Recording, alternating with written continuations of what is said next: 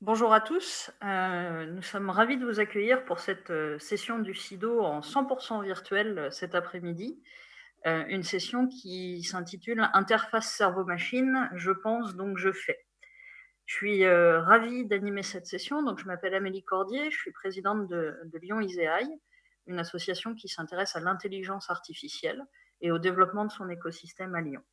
Mais aujourd'hui, on ne va pas trop parler d'intelligence artificielle, on va parler d'intelligence tout court et surtout de cerveau. Et pour cela, on a deux invités que je vais vous présenter, enfin qui vont se présenter très rapidement. Je vais tout d'abord demander à Natalia Kosmina de se présenter en quelques minutes. Bonjour à toutes et à tous. Merci Amélie pour cette petite introduction. Ravie d'être avec vous depuis Boston, les États-Unis. Donc il est 11 heures du matin, c'est tôt. Et donc je m'appelle Natalia Kosmina et je suis la chercheuse au Massachusetts Institute of Technology, MIT, à Boston. J'ai fait mes études à Grenoble, pas loin de Lyon. J'ai fait mon master en intelligence artificielle et après, j'ai enchaîné avec un doctorat sur les interfaces cerveau-ordinateur non invasives et interfaces aux machines. Et après, je suis partie pour un an et demi à Rennes, une à Rennes, pour travailler sur les interfaces cerveau-ordinateur ainsi que la réalité virtuelle et la réalité augmentée. Merci beaucoup Natalia pour votre présentation. On aura l'occasion de revenir sur vos nombreux travaux dans la suite de cette session. Je vais demander maintenant à notre deuxième intervenant, Ricardo Chavarriaga, de se présenter. Lui aussi est à distance aujourd'hui. Ricardo. Oui, bonjour, merci Amélie pour l'introduction et merci aux organisateurs pour l'invitation à participer à cet événement. Je m'appelle Ricardo Chavarriaga, je viens de la Colombie où j'étudiais l'électronique et après je fais un doctorat en neurosciences à l'École polytechnique fédérale de Lausanne en Suisse. Travaillé pendant environ 15 ans à l'EPFL dans la recherche des interfaces cerveau-machine et des technologies neuronales pour faire des liens entre le cerveau et les machines. Et actuellement, je travaille avec l'Université des sciences appliquées de Zurich et avec la Confédération européenne Claire des chercheurs en intelligence artificielle. Merci beaucoup Ricardo également pour cette présentation. Donc je vais vous rappeler quelques petites choses avant qu'on rentre dans le vif du sujet. Donc tout d'abord, comme je vous l'ai dit en introduction, cette conférence se tient en 100 virtuel. Donc vous pouvez nous suivre sur la plateforme qui s'appelle Sido Pulse, à laquelle vous pouvez vous connecter puisque vous êtes inscrit au Sido. Et vous pouvez également sur cette plateforme nous poser des questions qui, si on trouve le temps, on prendra le temps de les regarder à la fin de la session et puis d'essayer d'y répondre. Donc je vous rappelle le titre, hein, interface cerveau-machine, je pense donc je fais. Alors avant d'aller plus loin, j'aimerais vous demander à tous les deux de me définir ce que vous entendez par interface cerveau-machine. Je vais peut-être commencer par Ricardo, si vous pouvez nous proposer une définition qui va permettre pardon, à ceux qui nous écoutent de bien comprendre de quoi il s'agit. Oui, bien sûr. Depuis maintenant, les humains ont rêvé de parfois s'affranchir de leur corps et être capables d'interagir avec l'environnement seulement avec la pensée. Et si on peut retrouver dans la science-fiction, soit dans des livres, soit dans des films, des histoires de personnes qui arrivent à contrôler des objets juste avec le pouvoir de la pensée. Les interfaces cerveau-machine vont dans cette direction. C'est pas, on n'est pas encore là, mais ça part de l'idée d'utiliser des mécanismes technologiques pour mesurer l'activité du cerveau, identifier les intentions de la personne et à partir de cette information, fournir des moyens pour interagir avec l'environnement. Et un exemple classique, c'est pour une personne qui a perdu une partie du corps, d'avoir une prothèse qui soit contrôlée qu'avec l'activité du cerveau, de la même façon que nous contrôlons de façon naturelle notre propre corps. C'est une technologie qui a déjà quelques années de développement, mais qui est maintenant dans un moment crucial de son développement dont on va parler justement pendant cette séance. Merci beaucoup. Donc, si je comprends bien, une interface cerveau-machine, c'est à la fois un dispositif physique, mais aussi toute une partie de traitement informatique des données que le dispositif physique est capable de capter sur le cerveau. Natalia, est-ce que vous avez quelque chose à ajouter à cette définition? Oui, juste une petite chose. Ricardo a très bien expliqué, mais j'aurais dû ajouter deux petites choses. C'est surtout, depuis très récemment, depuis quelques années, on commence vraiment pas juste lire les signaux, mais aussi écrire dans les signaux. Et potentiellement aujourd'hui, pendant cette heure et demie de notre présentation, on va pouvoir parler de quelques exemples plus concrets, mais ainsi qu'augmenter humaine, et c'est-à-dire peut-être d'une manière ultime de parler de la fusion entre l'intelligence artificielle et le cerveau. C'est très bien, merci pour ces précisions. Ce que je vous propose, Natalia, c'est de conserver la parole et puis de nous faire une petite présentation de vos activités de recherche. Et puis, j'espère que vous allez nous montrer des exemples pratiques de ce qu'on peut faire avec les interfaces cerveau-machine aujourd'hui. Je vous laisse la parole et je vous laisse partager votre écran. Volontiers.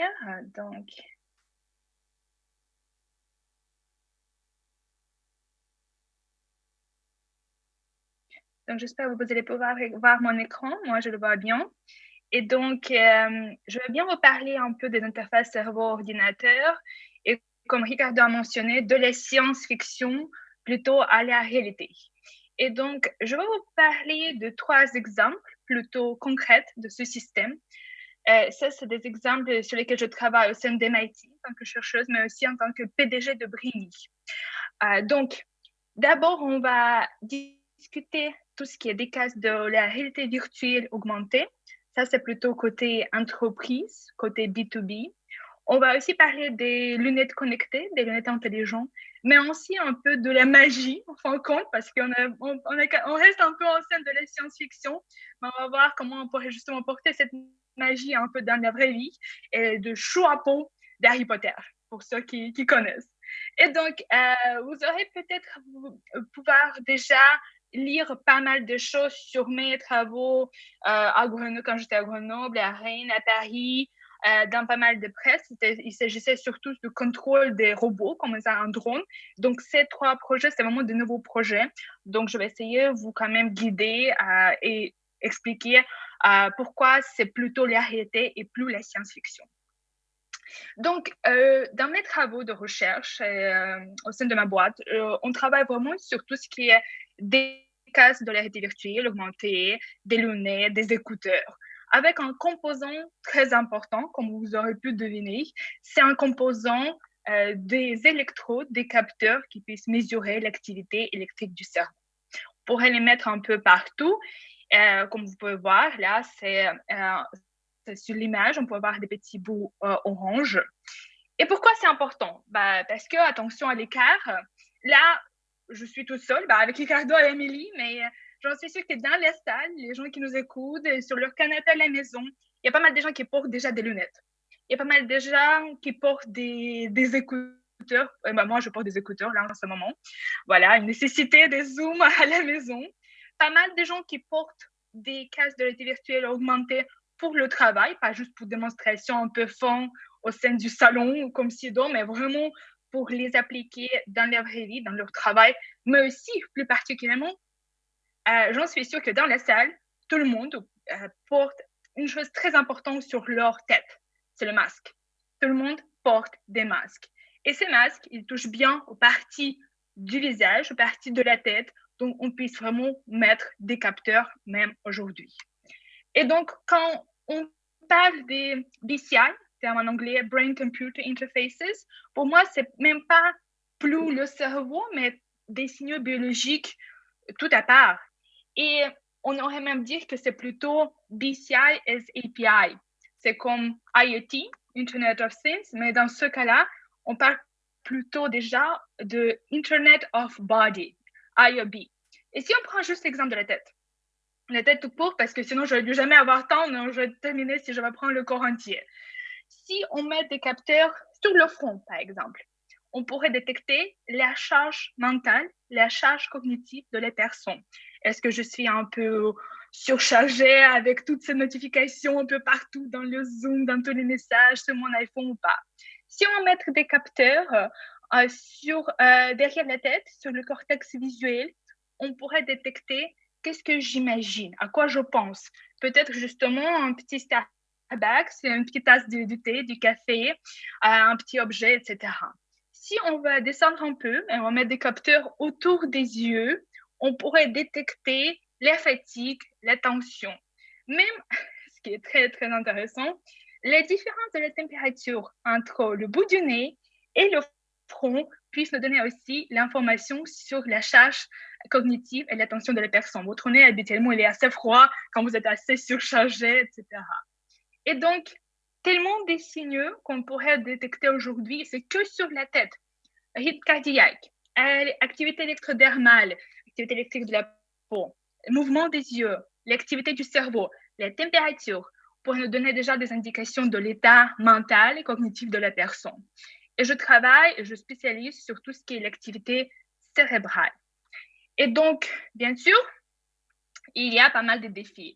Moi et des autres chercheurs rencontrés pendant des années et des années, pas mal de projets existants. Voilà, on pouvait voir mes projets en 2014, 2016, 2017, en utilisant Oculus ou HoloLens, la première version. Ce type d'interfaces sont assez chères. Ça commence à peu près à un millier d'euros, ça peut aller jusqu'à 100 000 euros. Et il y en a pas mal ce système qui prend à peu près 1 heure pour les installer sur la tête de la personne. Après, on part bien sûr du confort. De temps en temps, on utilise des électrodes qui nécessitent du gel.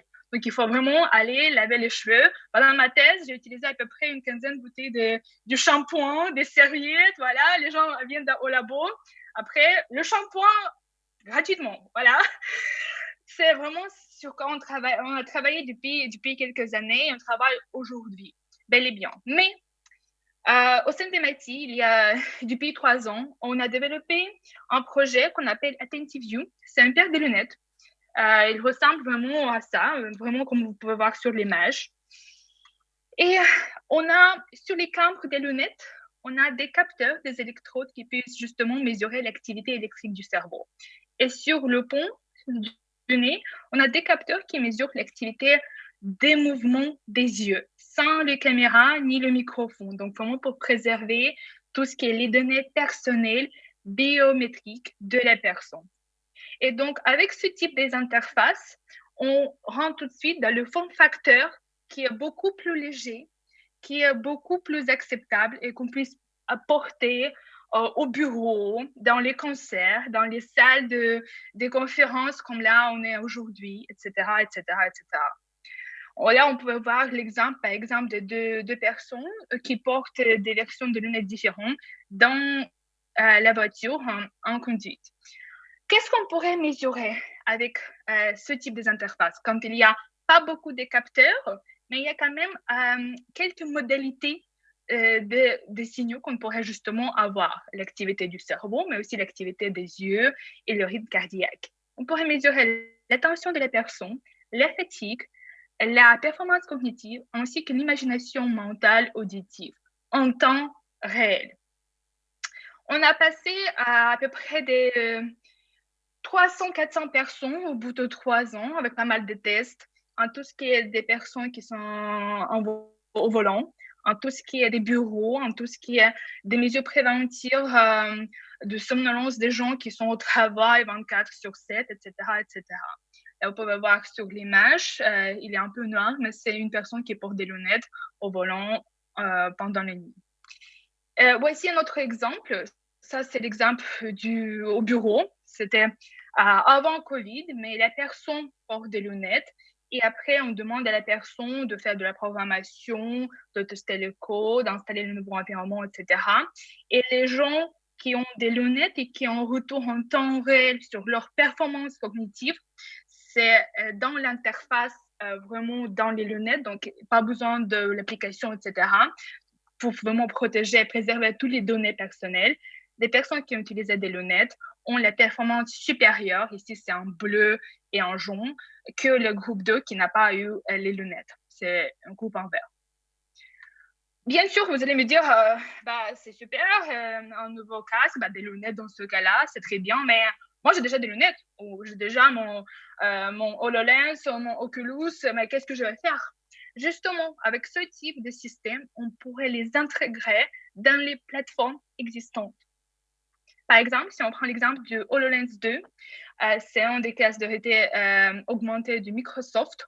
On a travaillé avec l'équipe pour intégrer des capteurs EEG qui mesurent l'activité électrique du cerveau sur le front et derrière la tête. Voici à quoi ça ressemble.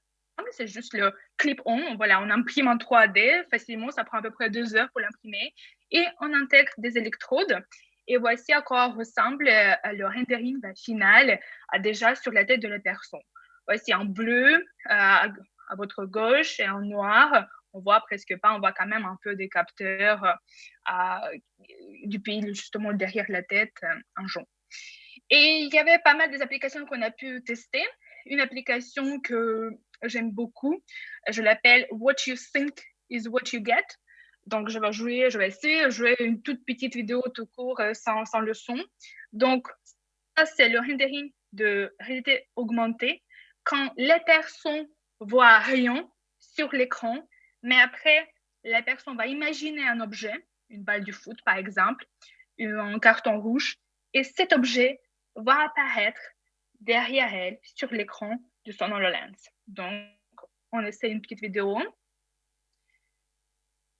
Voici, on voit rien au début sur l'écran et après la personne, quand elle imagine un objet, l'objet apparaît sur l'écran.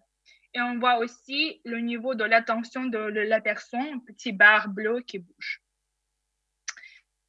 Donc, pour récapituler cette partie des applications, et il y a déjà justement des systèmes où on ne ressent pas un pulpe, mais plutôt on pourrait vraiment porter ces systèmes en temps réel, chaque jour, à la maison, dans le bureau, au travail, dans les écouteurs.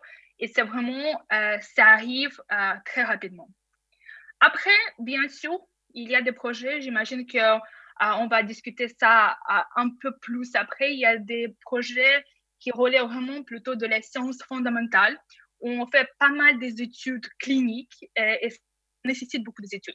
Je vais vous donner juste 2 exemples. Ils sont des univers très, très différents, mais je pense que ça touche bien les situations d'aujourd'hui, la situation avec EdTech, la technologie de l'éducation, mais aussi des personnes qui étant de la maladie de Charcot.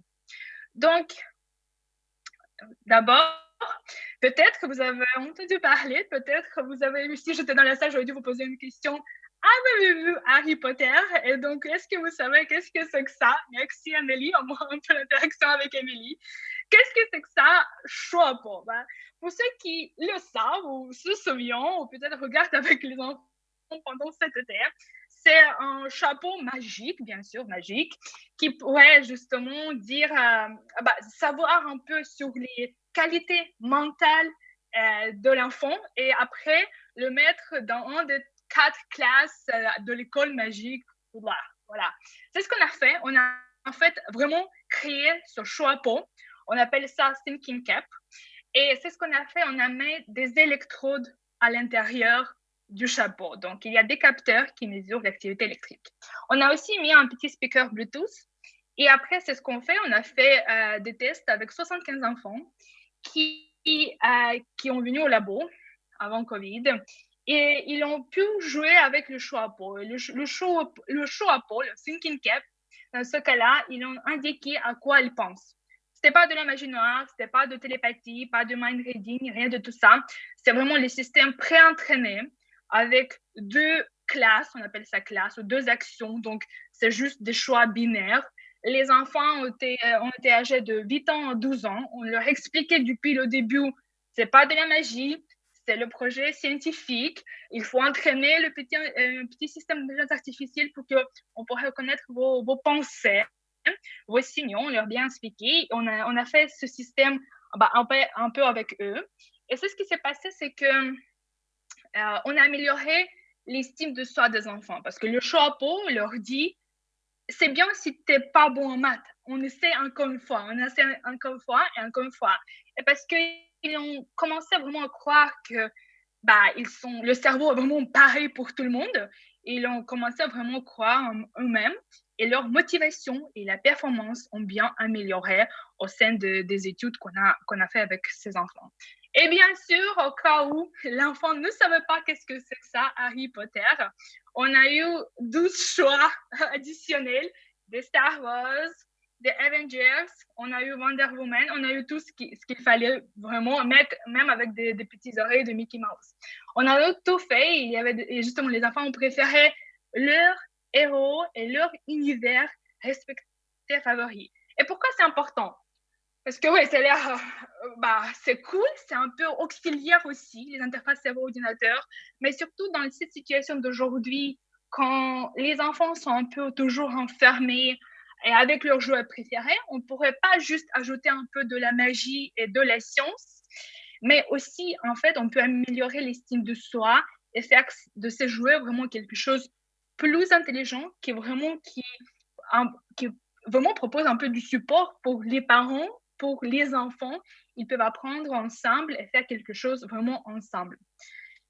Et pour conclure avec le quatrième exemple, très concret, très différent, mais vraiment l'exemple qui est aussi très, très d'actualité, j'aurais dû dire, à cause du Covid, mais en général, Ricardo a aussi dû mentionner ce type de cas, dans les cas de maladies, certaines conditions, comme par exemple maladie de Charcot.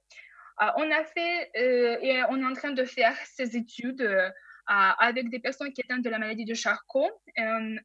Désolée pour la qualité des images, c'était vraiment les caméras qui ont été, des images qui ont été prises des caméras depuis la maison.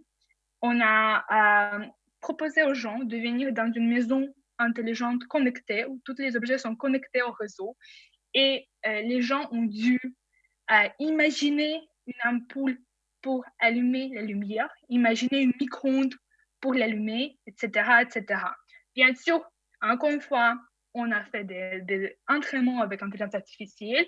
Ça a pris du temps, c'est pas tout de suite qu'on arrive, ça fonctionne tout seul, ça prend du temps. Mais ça, c'est l'exemple très concret où les gens peuvent profiter de la technologie aujourd'hui, mais surtout dans les cas où, en fin de compte, dans certains cas, il n'y a plus rien d'autre que l'activité du cerveau qui leur reste. Parce qu'ils ne peuvent plus bouger les yeux, ils ne peuvent plus parler, ils ne peuvent plus rien faire.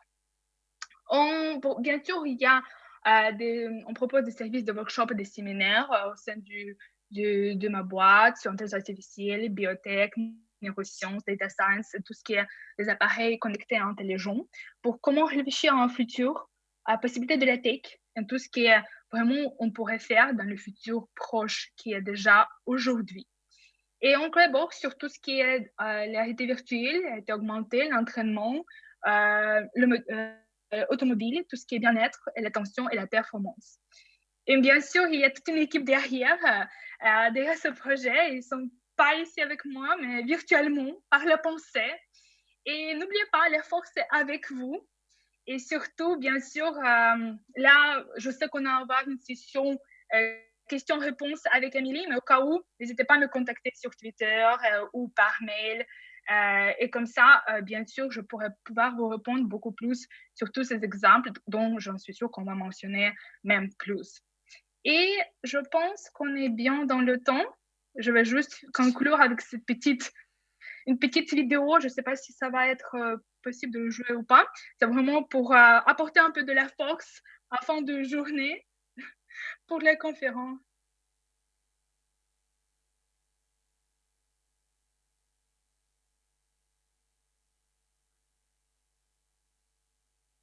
Et donc ici, on essaie de contrôler le petit bébé vite par la pensée. Et voilà, un peu de la force pour nous tous et toutes. Et merci pour votre attention. Merci Natalia pour cette présentation. C'était vraiment très intéressant et je dois reconnaître que ma connaissance des interfaces BCI était surtout centrée sur les interfaces très invasives que vous avez présentées dans l'exemple avec les personnes handicapées. J'aimerais me tourner vers Ricardo. D'abord, j'ai une question. Est-ce que vous avez des réactions à chaud suite à la présentation de Natalia? Et puis, dans la foulée de cette question, j'aimerais vous demander, en fait, on a vu qu'il existe beaucoup de types d'interfaces BCI. Est-ce qu'il existe une catégorisation de ces interfaces? Comment on fait pour s'y retrouver dans cet univers? Oui, par rapport à la présentation, je crois que c'est très intéressant. Comme ça, on a un peu plus d'informations et des références sur ce qui sont ces interfaces et ces systèmes. Et il y a un aspect que je voudrais mettre en avant, c'est ces liens, parce qu'on parle beaucoup des interfaces du cerveau et parfois on se focalise trop sur le cerveau, comme si c'était quelque chose de complètement isolé et indépendant. Mais on doit voir ces interfaces comme une partie des différentes possibilités qu'on a de prendre de l'information de l'humain par rapport à son état, ses mouvements, en utilisant des capteurs des mouvements sur le corps, en utilisant des capteurs des signaux physiologiques et aussi de l'activité mentale. Donc, c'est pas quelque chose de complètement différent, ça fait partie. Et ça va des bracelets connectés que je peux porter lorsque je vais courir jusqu'aux ces électrodes qu'on va mettre à l'intérieur de la tête des personnes. Donc, ça, c'est une chose qui est importante. Et aussi, on a pu voir un peu l'évolution technologique des dernières années, des systèmes qui sont plus encombrants, qui ont été développés surtout pour des applications cliniques, et une tendance récente vers des systèmes orientés grand public, plus portables, sans fil, plus légers, parfois moins de canaux. Donc ça montre un peu l'histoire de ces technologies dans les dernières années. Il y a un autre aspect où on reviendra plus tard lorsqu'on parle des aspects éthiques de ces technologies, comme par exemple quand j'entends parler d'utiliser la technologie pour améliorer l'estime de soi, on a des questionnements parce que c'est pas facile de mesurer qu'est-ce que c'est que l'estime de soi. Lorsqu'on ajoute une nouvelle technologie, on peut croire parfois qu'on améliore la situation, mais lorsqu'il n'y a pas assez de connaissances, il peut bien s'améliorer, mais il peut bien empirer. Donc ça, il y a pas mal de questionnements là-dessus, on va en discuter. Lorsqu'on voit dans l'univers des neurotechnologies, la première chose à tenir en compte, c'est qu'on ne parlait pas que d'une seule technologie. Les interfaces cerveau-machine et les neurotechnologies en général sont en fait la combinaison de plusieurs technologies qui vont des technologies des capteurs, comment je vais mesurer l'activité du corps et du cerveau. Là, je peux avoir des électrodes qui sont à l'intérieur du corps, dites invasives, ou des capteurs qui sont à l'extérieur, non invasifs. Donc ça, c'est une première catégorisation. Après, j'ai aussi des technologies pour traiter l'information. Là, on entre dans les domaines de l'intelligence artificielle, de l'apprentissage par la machine. Il y a aussi la technologie avec laquelle on va interagir avec l'environnement. Donc là, on entre dans la robotique, la prosthétique, la réalité virtuelle, la réalité augmentée. Donc il n'y a pas qu'une seule façon de faire ces interfaces, il y a toute une panoplie de technologies qu'on va combiner pour faire ça. Aujourd'hui, il n'existe pas une classification standard de ces interfaces. Et c'est une des choses qui manque maintenant, des standards bien définis, bien établis pour catégoriser les différentes technologies, les différents systèmes. Et plus important encore, il n'existe pas non plus des standards bien définis pour mesurer la performance de ces systèmes. Il y a beaucoup de difficultés à ce moment-là pour mesurer ou pour comparer la performance des deux systèmes qui ont été développés dans des endroits différents. Et ça, c'est un des grands besoins qui existe encore lorsqu'on veut passer de ces systèmes qui sont été jusqu'à maintenant, par la plupart, dans les domaines de recherche, vers des systèmes qui peuvent être utilisés dans le marché et par le public, de savoir à quel point ils sont capables de fournir la performance qu'on veut. C'est vraiment très intéressant. Je fais une petite parenthèse, vous avez fait le parallèle entre le bracelet connecté qu'on met pour aller courir et l'interface BCI très invasive. C'est un parallèle qu'Elon Musk a fait la semaine dernière dans sa démonstration très controversée. Je ne sais pas si vous avez eu le temps de suivre ça sur Neuralink. Et je trouve que ça fait un lien très intéressant avec ce que vous venez d'expliquer, à savoir qu'aujourd'hui, il est très compliqué d'évaluer la performance de ces interfaces.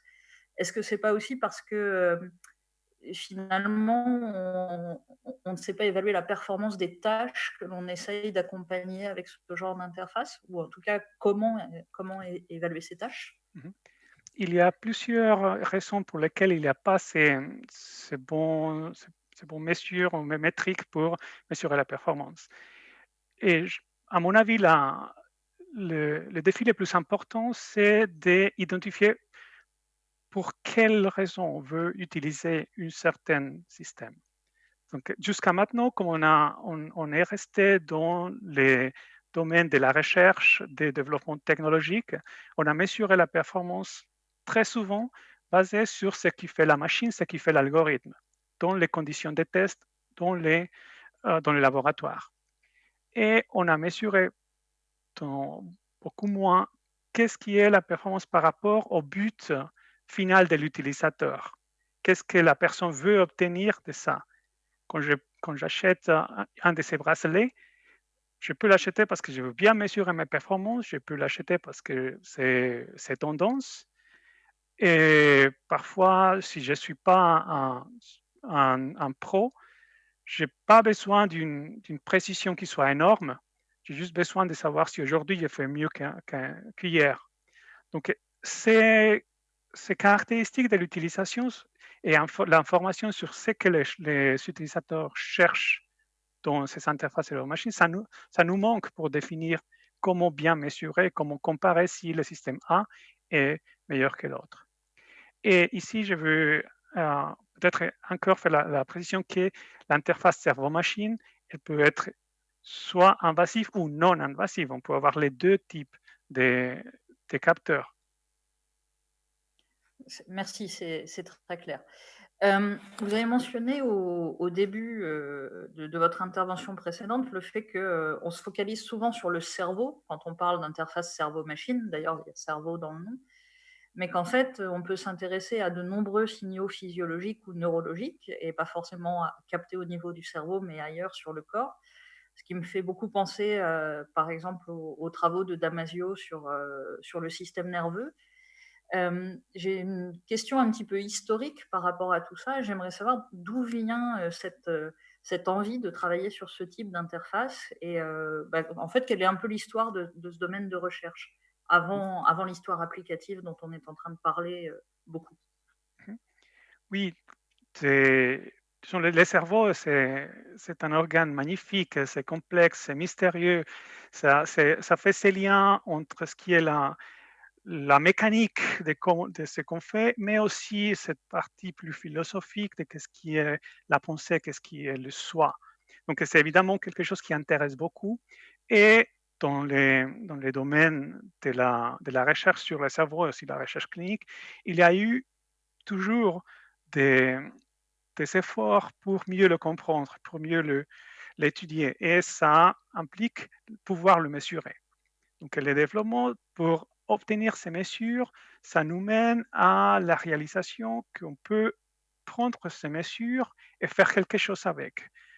Essayer de savoir si cette neurone répond ou pas à un certain stimulus, si cette aire du cerveau répond lorsqu'il y a une stimulation électrique ou un mouvement. Donc, ça nous mène à cette idée de pouvoir faire ces traitements en temps réel. Et ça vient en parallèle à d'autres développements technologiques comme les traitements de la parole, la reconnaissance de la parole, la reconnaissance des images, etc. Donc ça amène cette envie de mieux comprendre le cerveau avec cette possibilité qui nous fournisse la technologie de traiter les signaux, dans ces cas générés par le corps humain, en temps réel. Donc ça mène à ça. Et après, il y a une motivation, comme toujours, il y a une motivation qui vient du domaine des cliniques, du domaine des technologies d'assistance. Ça a été mentionné la maladie de Charcot, personnes qui ont un niveau de paralysie qui est très grand, Est-ce qu'on arriverait à faire un système qui peut créer un pont entre un cerveau qui est fonctionnel, qui reste intact, mais qui peut, en raison quelconque, est déconnecté du corps. Ça, c'était une des motivations très, très importantes pour le développement de ce type de technologie. C'était un grand facteur qui a impulsé ça. En parallèle, il y avait aussi des études qui voulaient mesurer l'état de la personne. Il y avait beaucoup d'études, par exemple financées par la force aérienne aux États-Unis, pour pouvoir mesurer le niveau d'attention des pilotes. Et ils utilisaient les réponses du cerveau à certains stimulus. Donc lorsqu'on commence à voir ce type de développement, ça nous mène de plus en plus à être convaincus qu'on peut faire ces traitements en temps réel et obtenir de l'information du cerveau directement qui peuvent être utilisées pour interagir avec l'environnement. Après, il y a une quinzaine d'années, une vingtaine d'années, après des guerres dans le Moyen-Orient, il y a eu un programme financé par la défense l'agence de défense des États-Unis, DARPA. Ça s'appelait Revolutionizing Prosthetics, c'est une révolution dans les prothèses qui a investi énormément dans le domaine des nouvelles technologies pour les prothèses. Et ça a aussi donné une grande impulsion à le développement de ces technologies. Ce qui a généré des résultats qui montraient que c'était possible et d'une dizaine d'années jusqu'ici, 8 ans auparavant, ça a réveillé aussi l'intérêt de l'industrie privée. Et c'est là où on commence à voir l'intérêt d'abord certaines startups, mais on voit de plus en plus des grands acteurs avec des grands poches comme Neuralink, comme Facebook qui s'intéressent à ça. Merci, vous anticipez ma question suivante qui était qui aujourd'hui fait avancer ce genre de technologie? Est-ce que c'est plutôt un sujet qui reste dans les mains des chercheurs ou au contraire, est-ce que les entreprises prennent le pouvoir, comme c'est un petit peu le cas en intelligence artificielle aujourd'hui? Et juste avant de vous laisser répondre, je rappelle à ceux qui nous écoutent que s'ils ont des questions, ils peuvent les poser via la plateforme et on essaiera de les traiter à la fin de cette. Ici, j'ajouterais que si bien il y a cet intérêt du domaine privé, des compagnies privées, on parle toujours d'une technologie émergente. C'est une technologie qui reste par la plupart dans le domaine de la recherche. Donc, il y a des investissements privés dans la recherche, soit la recherche faite à l'intérieur des compagnies, comme c'est le cas de Neuralink, ou soit aussi à travers des partenariats publics-privés. Et ça se fait partout dans le monde, il y a cette motivation. Et peut-être il y a une différence dans le cas de l'intelligence artificielle, c'est que dans le cas de l'intelligence artificielle, les pouvoirs de calcul fait une grande différence entre qui peut faire quel type de modèle, quel type de développement. Et ça tourne la balance très, très fortement vers les domaines privés. Dans le cas des interfaces cerveau-machine, on n'est pas dans cette situation, en tout cas pas encore.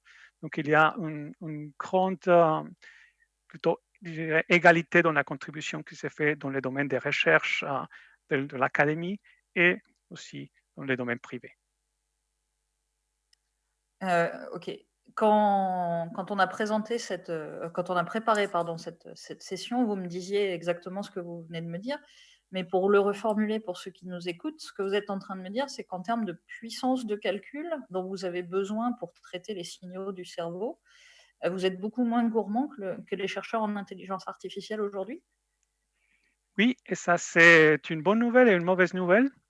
La bonne nouvelle, c'est que ça permet à plus de personnes et plus de laboratoires dans le monde à faire des études parce qu'on travaille dans une quantité de données qui est plus limitée que dans d'autres domaines, si on parle de la reconnaissance de la parole, par exemple, ou des images. La mauvaise nouvelle, lorsqu'on parle de cette limitation dans la taille des données, c'est qu'on a moins de ressources pour en faire des modèles plus complexes, plus détaillés et plus performants de ce qui fait le cerveau. Donc, ça, c'est un peu l'envers de la médaille par rapport à une façon pourquoi est-ce qu'on n'a pas autant de modèles? C'est parce que c'est difficile de récolter ces données. Et on a vu dans la présentation cette évolution vers des systèmes qui soient plus portables, plus légers, moins chers. Ça peut ouvrir la voie à obtenir plus de données pour avoir des modèles plus performants et plus de connaissances du cerveau. Évidemment, il y a toujours des défis à relever parce que si on a ces nouveaux systèmes avec moins de capteurs, il faut voir si la qualité est suffisante pour faire des modèles complets. Si on le fait grand public et chacun met son casque à la maison, par exemple, on a moins de contrôle sur la façon comme elle est mise, on a moins de contrôle sur les conditions dans lesquelles les données ont été récoltées. Donc, ça fait partie des questionnements et des défis qu'on essaye de relever à ce moment-là. Dans le côté plus recherche, une bonne nouvelle par rapport à avoir des modèles plus complets, c'est qu'il y a des initiatives dans des différents pays. On a la Brain Initiative, parfois appelée Obama Brain Initiative aux États-Unis, la Human Brain Project en Europe. On a des initiatives similaires en Chine, au Japon, en Corée, qui travaillent sur des recherches sur le cerveau et ils travaillent aussi ensemble dans ce qu'on appelle des International Brain Initiative, où un des travaux qui est fait actuellement, c'est d'établir des protocoles pour pouvoir partager les données des différentes initiatives et permettre aux chercheurs d'utiliser et agrandir les données qu'on a pour des meilleurs modèles. Et ça va donner aussi des meilleures interfaces pour pouvoir interpréter les signaux du cerveau. D'accord. Donc, il y a fort à parier que de plus en plus rapidement, parce qu'on aura de plus en plus de dispositifs pour acquérir des données, vous allez avoir des modèles de plus en plus complexes et de plus en plus riches, mais aussi des applications potentiellement de plus en plus compliquées. Je pense que c'est le moment idéal pour aborder la question de l'éthique. Non seulement de l'éthique par rapport à ces données, mais par rapport aux usages aussi qui peuvent être faits de ce type d'interface. J'ai beaucoup aimé tout à l'heure lorsque vous avez expliqué que quand on achète un bracelet, par exemple, pour aller courir, on se fiche un peu de savoir si on fait 2367 pas ou 2369. On veut juste savoir qu'on en a fait plus que la veille. Ce genre d'application ne me dérange pas. En revanche, quand on commence à parler, par exemple, d'applications qui permettent de mesurer l'attention, de mesurer l'engagement dans une tâche, je peux comprendre quand cette tâche a un caractère vital, mais j'imagine aussi très bien les applications néfastes ou en tout cas discutables qu'on pourrait avoir, comme, je sais pas moi, au hasard du monitoring d'une personne sur une chaîne de production qui serait payée à la productivité. Qu'est-ce que vous en pensez? Natalia, hein, si vous voulez intervenir, il ne faut pas hésiter. Qu'est-ce que vous en pensez? Qu'est-ce qui se fait en ce moment pour traiter de ces questions éthiques? Oui, je pourrais reprendre et commencer sur cette question. Ça, c'est la question très importante. C'est pour ça, justement, il y a certains projets, certains types de recherches qu'on essaie de partager avec le grand public au plus tôt pour avoir cette discussion sur les questions, pas que l'éthique, mais aussi la gouvernance. C'est-à-dire, on a maintenant une fenêtre, et j'en suis sûre, il est vraiment très court, cette fenêtre, pour vraiment maintenant établir des lois sur le traitement de ce type de signaux. Il n'y a pas aujourd'hui, il n'y a pas. Et comme on peut voir avec certains systèmes, certains réseaux sociaux, etc., c'est malheureusement été tard déjà pour certains types de systèmes. Mais c'est pas encore trop tard pour ce type d'interfaces. Tant qu'on a des lois, comment on pourrait traiter et comment on ne pourrait pas traiter ce type d'interfaces, ça va tout de suite vraiment aider aux gens pour ne pas justement utiliser ce type d'interface dans les cas comme vous avez décrit un peu néfastes, mais dans les cas où c'est vital, c'est nécessaire, dans les cas où vraiment la performance est primordiale, les cas des pilotes, les cas des personnes qui ont des maladies ou qui nécessitent tout ce qui est vraiment l'intervention de ce type. Ce qui est aussi très important, c'est qu'il faut comprendre, on ne parle pas de la classification que non invasive, invasive. Ça, c'est aussi, on va revenir sur ça dans un moment, mais aussi des systèmes de type, est-ce qu'on améliore quelque chose avec ce type de système ou est-ce qu'on augmente? Est-ce que c'est l'augmentation, c'est-à-dire, allez, mon niveau d'attention était de 3 secondes, maintenant c'est 15 secondes. Et là, bien sûr, c'est juste l'exemple. Ou est-ce qu'on améliore quelque chose?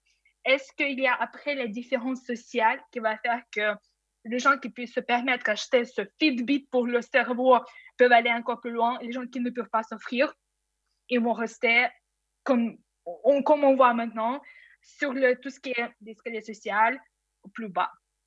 Mais aussi, ce qui est très important avec le système invasif et non invasif et qu'il faut comprendre, c'est que dans la plupart des cas, quand c'est non invasif, comme le bracelet du Fitbit, on pourrait le mettre, on pourrait enlever. Habituellement, dans la plupart des cas, les gens peuvent donner le consentement, c'est-à-dire oui, je veux le porter, non, je ne veux plus le porter. Là, il faut faire très attention avec tout ce qui est des systèmes invasifs. Il y a pas mal de publicités récemment, qu'on pourrait bien sûr le voir, mais ça demande aussi encore plus des discussions, parce que ce système qui pourrait rester à l'intérieur, qu'il faut que ça soit remplacé au moins pour aujourd'hui. Ce type de système peut exister à l'intérieur du cerveau uniquement pour 2-3 ans. Après, ils doivent être enlevés, remplacés, etc. Le cerveau n'aime pas quand il y a quelque chose à l'intérieur. Donc ça, il faut aussi comprendre. S'il y a quelque chose que vous allez vous permettre à mettre à l'intérieur, qui va pouvoir le contrôler? Parce que ça, c'est beaucoup plus compliqué qu'aller juste, ah tiens, j'aime plus, il y a un nouveau modèle, etc., etc. Donc, et surtout, la dernière chose qui est hyper importante, surtout ce type de form factor qu'on essaie de développer et on essaie de voir, au moins mon labo, MIT, on essaie de vraiment faire tout ce qui est les calculs sur le système, c'est-à-dire sur le device en soi. C'est beaucoup plus compliqué, ça coûte plus cher, mais dans ce cas-là, les données sont protégées. C'est-à-dire, si vous voulez améliorer votre attention parce que vous vous sentez que vous allez vous profiter, bah, allez-y. Mais ces données ne sont pas partagées. Il n'y a pas du Bluetooth, il n'y a pas du Wi-Fi, il n'y a pas de connexion, il n'y a pas de l'application iPhone parce que justement, ces données sont très, très, très, très personnelles. Et c'est pour ça, toute cette partie des lois de gouvernance qui n'existent pas aujourd'hui doivent vraiment être mettre en place, vraiment entre les chercheurs et des grandes boîtes, et ils doivent travailler ensemble parce qu'on a vraiment maintenant une fenêtre ouverte. Merci Natalia. Ricardo, je veux bien que vous complétiez, notamment je sais que vous travaillez dans ce genre d'initiative. Oui. Est-ce que vous pouvez nous en dire un peu plus et en particulier en insistant, si c'est judicieux, sur la dimension internationale? Parce que je suppose qu'il y a beaucoup de choses qui ne peuvent pas être régies par des lois à l'échelle locale, Oui. qui sont des problèmes de coopération ou de collaboration internationale. Oui, évidemment, c'est une question qui n'est pas simple. Comment on peut surveiller l'utilisation et bien guider l'utilisation et développement de ces technologies? Mais avant d'entrer dans ce domaine, il faut faire une précision que, comme je dis, on parle de technologies émergentes. C'est une technologie dont on ne sait pas encore ce qu'elle fait. On dit d'une façon très générale qu'on peut mesurer l'attention, on peut décodifier certaines intentions, mais quel est le niveau de précision qu'on peut faire, dans quel cas ça fonctionne, dans quel cas ça ne fonctionne pas? Ce sont des questions qui sont toujours à répondre parce que l'échelle des tests qu'on a fait, et ça c'est les cas pour toute la communauté des chercheurs et des développeurs dans les domaines, l'échelle, ça reste réduite. C'est quelques centaines de personnes, c'est toujours limité pour faire des généralisations sur comment ça va marcher si je l'utilise dans des conditions différentes, dans des pays différents, dans des populations différentes. Donc, on est en train de découvrir. Donc, on se pose la question, comment je peux établir des règles pour une chose que je ne connais pas et qui change tout le temps. Ça, c'est les grands défis de la gouvernance des nouvelles technologies. Donc, il y a certaines pistes. On parle de l'approche pour la recherche et l'innovation responsable. Donc, il y a des principes.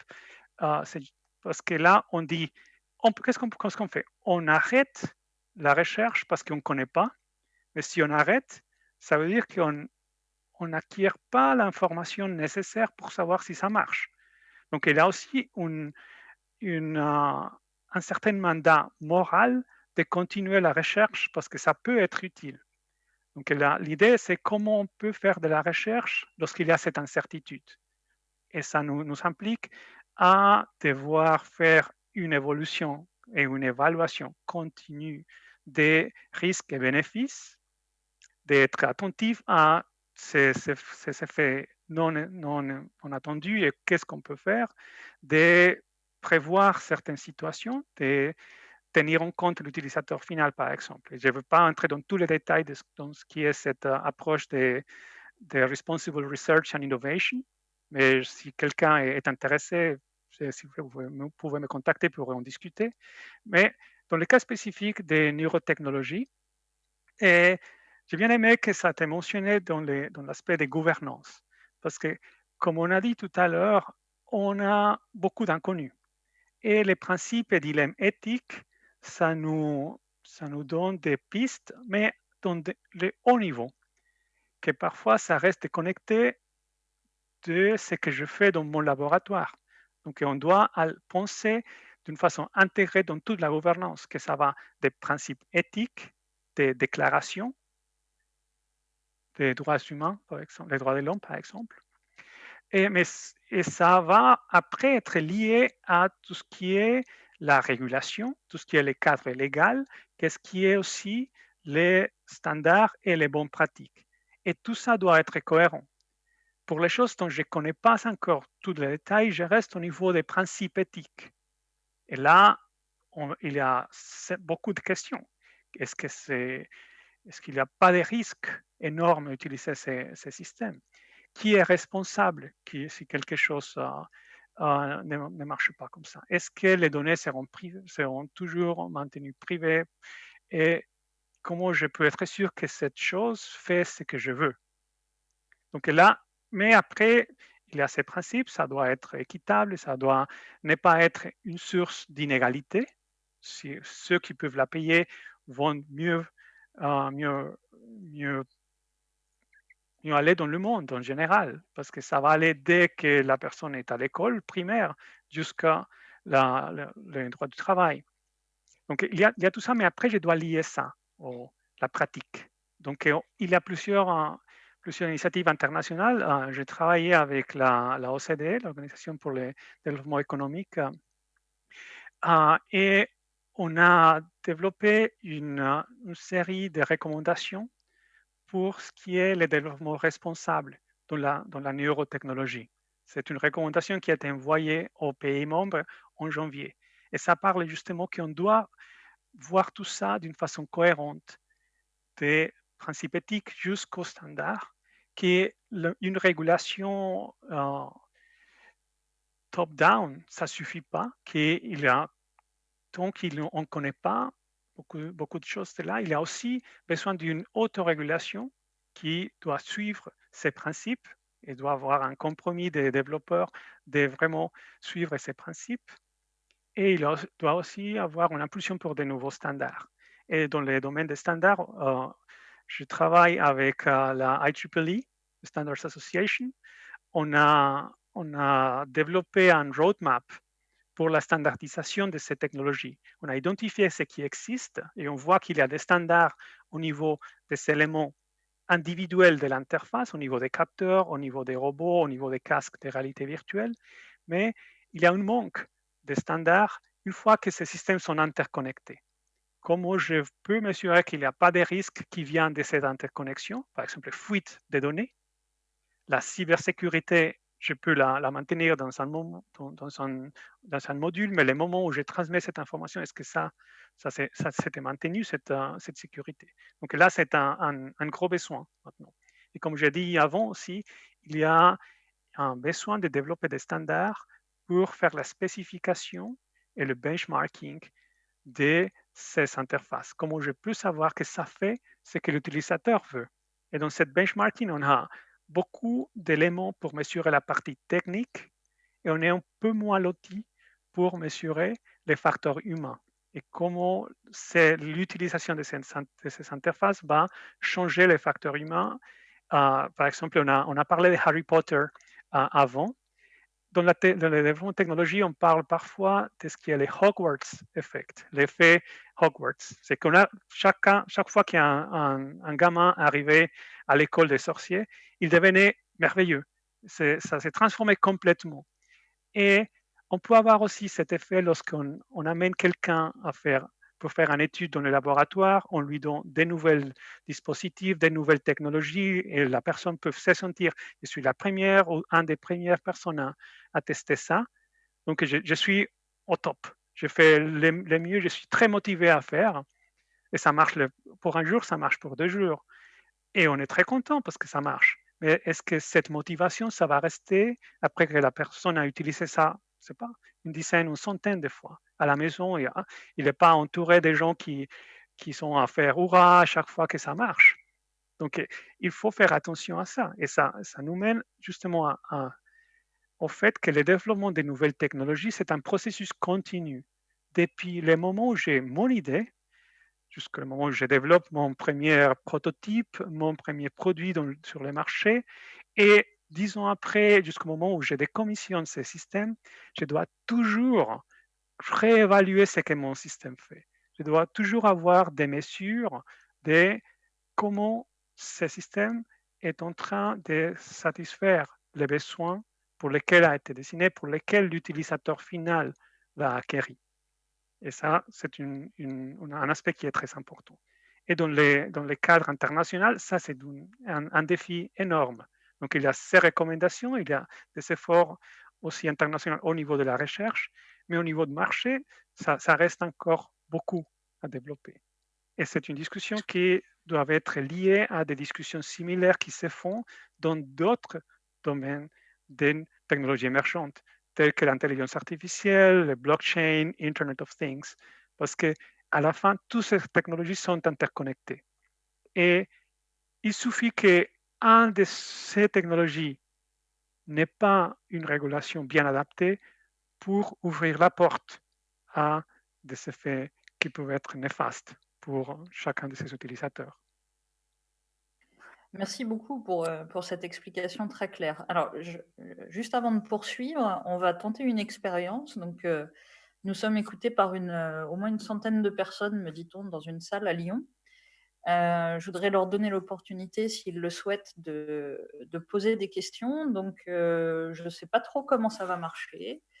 On va voir s'il y a des gens qui se manifestent et je le saurai dans le chat. Le temps que les éventuelles questions arrivent, donc je voudrais juste rebondir très brièvement sur ce que vous venez de dire tous les deux, sur le besoin de régulation. Je trouve ça très noble tout ça, et je partage tout à fait vos avis, notamment sur le fait que toutes ces technologies sont interconnectées et qu'il faut les réguler, et qu'en même temps c'est très difficile parce que ce sont des technologies émergentes qui sont à la fois attirés par la nouveauté, parce qu'on découvre des nouvelles choses tous les jours, et par les marchés. Et on le sait, hein, les marchés sont des endroits un petit peu intrépides, où on aime oser, parfois en avance de phase sur les régulations existantes. Je pense que, alors c'est un avis très personnel, et vous me direz si vous le partagez ou pas, mais je pense que la seule chance pour que ces belles initiatives de régulation fonctionnent, c'est que le suivi de ces régulations soit exigé par les utilisateurs. Ce que j'entends par là, c'est que les régulations auront beau exister, si les utilisateurs que nous sommes ne sont pas exigeants quant au respect de ces régulations, des gens peu scrupuleux auront vite fait de trouver des contournements. Et donc, alors je le sais, dans le domaine de l'intelligence artificielle, parce que ça me préoccupe beaucoup, je suppose que c'est pareil dans votre domaine, je pense qu'il y a un enjeu fondamental à éduquer le grand public, nous, les utilisateurs, aux conséquences de ces technologies, à leur impact, à leurs conséquences, aux risques potentiels. Et donc, Natalia, vous avez expliqué que vous faisiez des workshops et des choses comme ça. Qu'est-ce qui existe concrètement aujourd'hui, à part les conférences au CIDO, pour parler des interfaces BCI au grand public et leur faire comprendre avec quoi on joue? Je vois qu'on a une question, mais je vais tenter très rapidement, donc répondre à cette question. Donc, tout à fait, on essaye vraiment d'aller...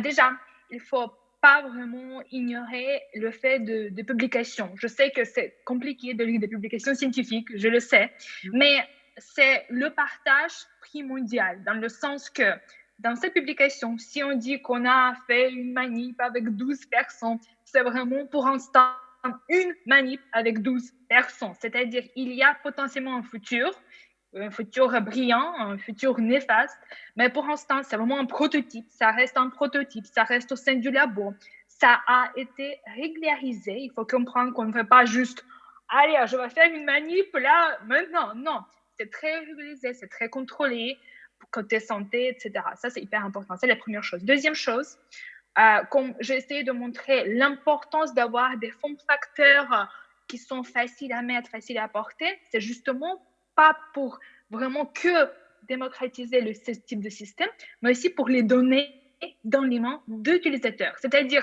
l'utilisateur, justement, comme Ricardo a bien dit, si on ne peut pas vraiment donner un casque de 30 000 euros, parce qu'il y en a pas mal qui coûtent justement 30 000 euros, mais un casque de 200, 300, on pourrait envoyer pour 6 semaines, 8 semaines, 10 semaines, et justement voir comme ça quand vous n'êtes pas au labo. Qu'est-ce qui se passe? Est-ce que vous l'utilisez? Est-ce que ça a été même allumé, ce petit chapeau, lunettes, etc., etc. Ça, c'est important. C'est-à-dire vraiment apporter la démocratisation. Et troisièmement, c'est vraiment essayer de faire pas mal de workshops, maintenant c'est en ligne, mais justement sur Twitter avec des éthiciens, justement les gens qui travaillent sur des questions d'éthique avec de la presse, c'est très important.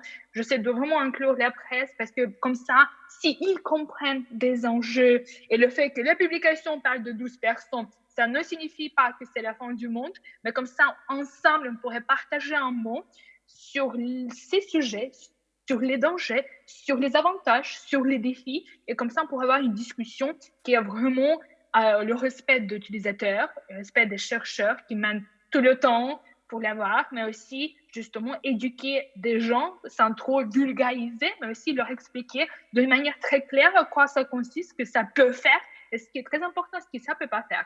Et juste pour conclure très rapidement, et je vois qu'on a une question, c'est vraiment, il faut faire avec l'utilisateur. C'est vraiment le cœur. C'est-à-dire, si vous allez juste créer l'interface, les lunettes, le chapeau, peu importe, parce que vous pouvez, c'est nul et ça ne va pas fonctionner.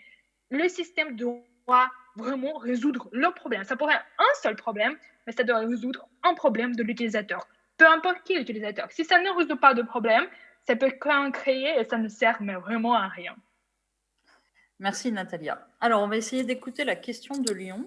Oui, bonjour, donc Bruno Kenner. Donc une question sur, je vois beaucoup de choses qui apparaissent sur les neurosciences, le marketing, l'expérience client, donc sur les usages, où on analyse vraiment le cerveau pour savoir s'il va adopter ou pas l'usage ou le produit.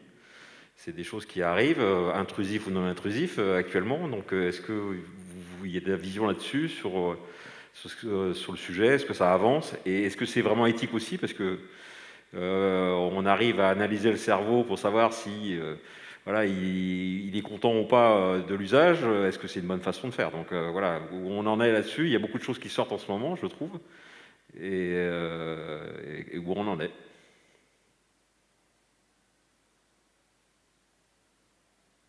Alors, qui veut répondre à la question? Natalia? Je pourrais commencer, après si Ricardo veut continuer. On a fait justement quelques études, mais ça c'était vraiment dans le cas des neurosciences pures. On appelle ça l'amorçage, ou en anglais c'est priming. Quand vous voyez un objet, disons une bouteille de Coca-Cola à la télé, et vous allez aller à Monoprix, vous allez acheter une bouteille de Coca-Cola, justement. On a essayé de voir à quoi ça consiste, et je suis d'accord, il y a pas mal d'études qui sortent justement sur l'effet du comment justement les produits sont placés dans les magasins, les vidéos. Je viens de voir justement le papier qui dit que si vous allez voir 45 secondes du teaser, de bande-annonce du film, vous allez dire tout de suite est-ce que ça sera un succès ou pas.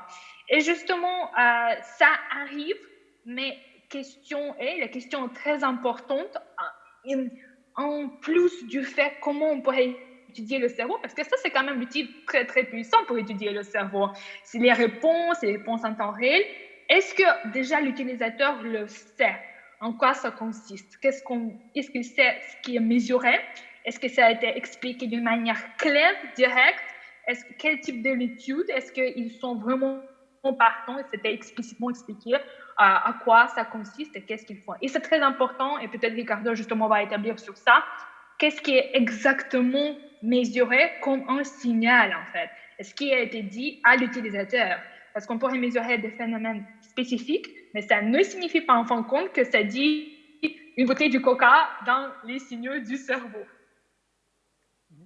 Peut-être ici, juste très très rapidement, je dis qu'il y a une première partie des réponses, c'est que si bien il y a ces études qui font les liens entre des réponses du cerveau et certaines préférences, il reste encore à récolter plus d'informations pour savoir qu'est-ce qui ça donne vraiment dans l'application finale.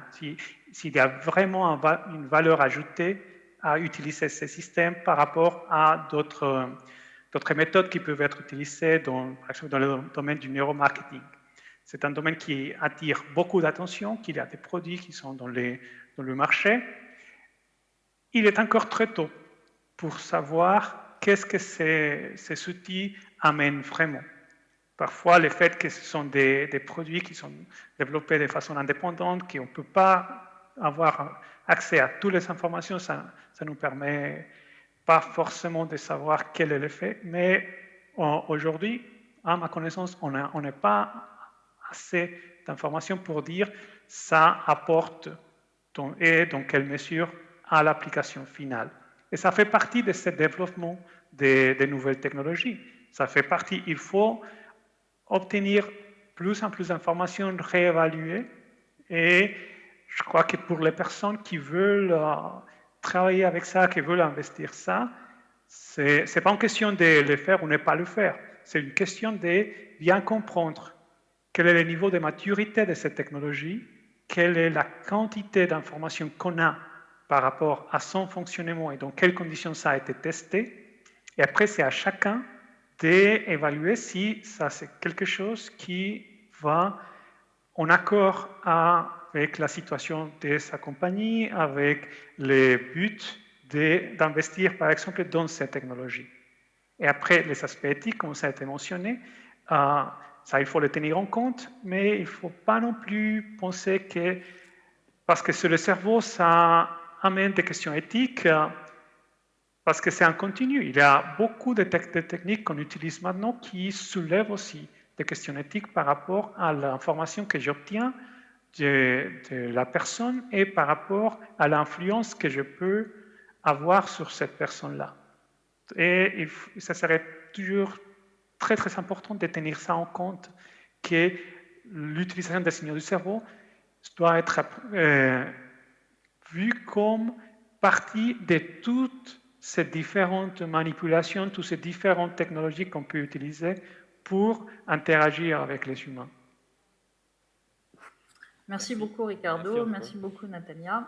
On est déjà très en retard, donc je pense qu'on va arrêter la session ici. On pourrait en discuter des heures, il y a plein de questions qu'on n'a pas abordées entre nous aujourd'hui. En tout cas, je tenais à vous remercier tous les deux pour vos contributions à cette session. Pour ceux qui nous écoutent, donc Ricardo et Natalia ont partagé leurs coordonnées, donc surtout n'hésitez pas à les contacter si vous avez davantage de questions. Et puis voilà, donc je vais vous souhaiter une bonne soirée. Si vous avez des choses à ajouter, Ricardo, Natalia, on vous écoute. Et sinon, on va vous dire bonsoir à tout le monde. Merci pour l'invitation. Merci beaucoup. J'espère qu'on rediscutera 5 ans depuis maintenant pour voir où on est et qu'est-ce qu'on a avancé. Merci beaucoup à tout le monde. Merci Ricardo, merci Amélie et les organisateurs. Et amusez-vous bien au Sidon. Bonne soirée. Bonne soirée. Bonne soirée à tout le monde. Au revoir.